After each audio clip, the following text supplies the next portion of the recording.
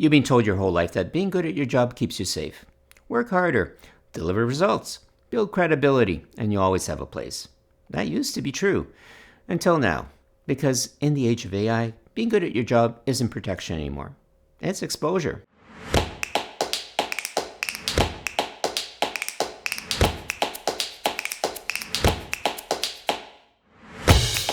If you're new here, welcome to the channel. I'm Thomas Schmidt, and I've spent over 3 decades as a technology and business executive, including roles as COO, CMO, and VP product, leading teams through multiple industry and technology disruptions. Now, as a consultant, I work with organizations to optimize how they manage technology, streamline operations, and sharpen both their marketing and product strategies. But I also help mid-career professionals reinvent their careers for what's coming next. And that's why I make these videos, to give you practical insights that help you stay relevant, competitive, and excited about your future. Okay, let's get into it.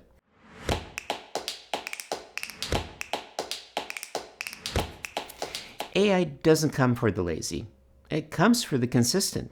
It comes for the excellent. Because that's where the patterns are. That's where the data lives. That's where the systems learn. Every predictable process, every documented method, every repeatable success, that feeds the machine that eventually replaces it. You're not being replaced because you're bad at what you do. You're being replaced because you're too good at doing it the same way every time. For decades, mastery was the safest thing you could have. Now, mastery is what makes you visible to automation. The better you are at something structured, the easier it is for AI to learn it. And that's what makes this shift so brutal.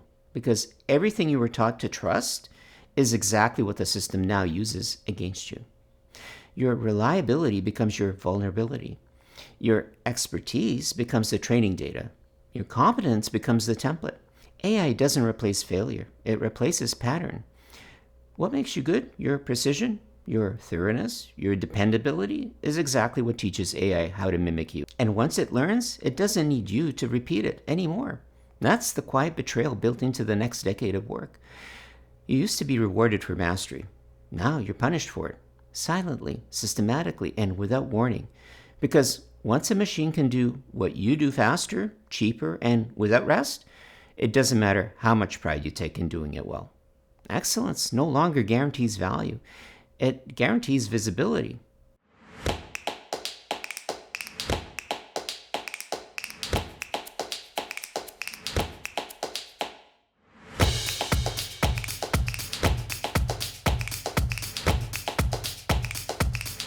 And that's the first wave, recognition. The moment when you realize that everything that once kept you safe is the very thing now putting you at risk. And here's the cruel irony no one talks about. AI doesn't just observe great performers, it learns from them.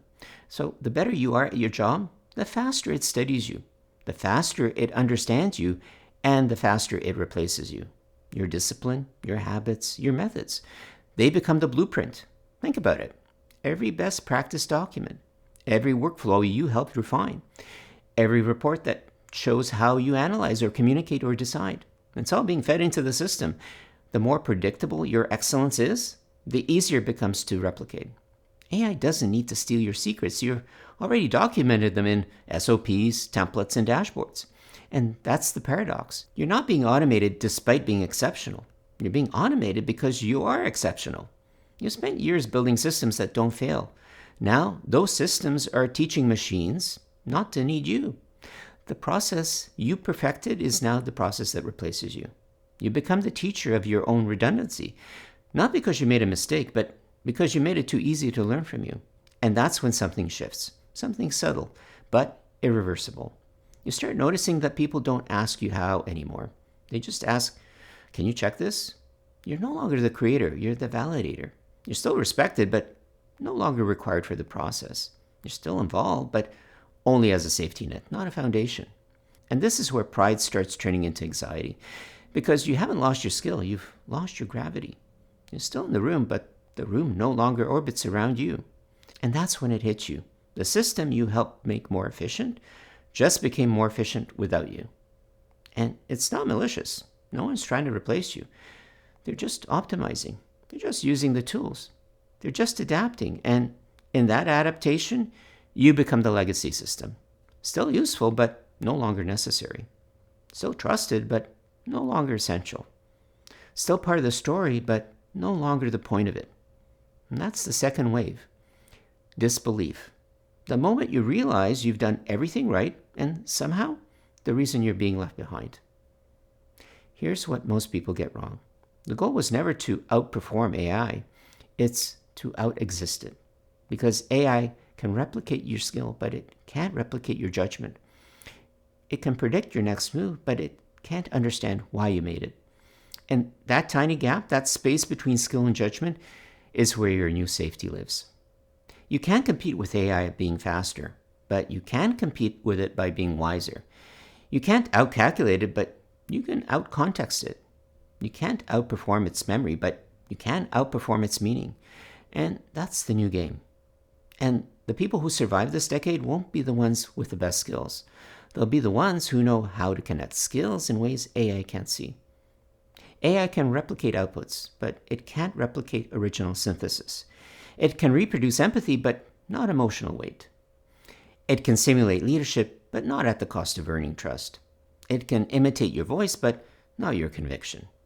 So if competence no longer protects you, what does? Curiosity, adaptability, judgment, creative risk, and the courage to stop defending the system that's quietly outgrowing you. Because the professionals who will thrive aren't the ones clinging to yesterday's expertise. They're the ones turning their expertise into insight. They don't fear the tools. They use them to magnify what makes them human. The people who stay relevant aren't the ones who know how to do the work. They're the ones who know why the work matters. Because that's what AI still can't touch. Meaning, purpose, intention. Everything that turns a skill into significance. And if you want real job security now, stop trying to be the best at what you already do. Start trying to be the first at what's about to matter. Relevance is no longer a reward for mastery. It's a reward for motion.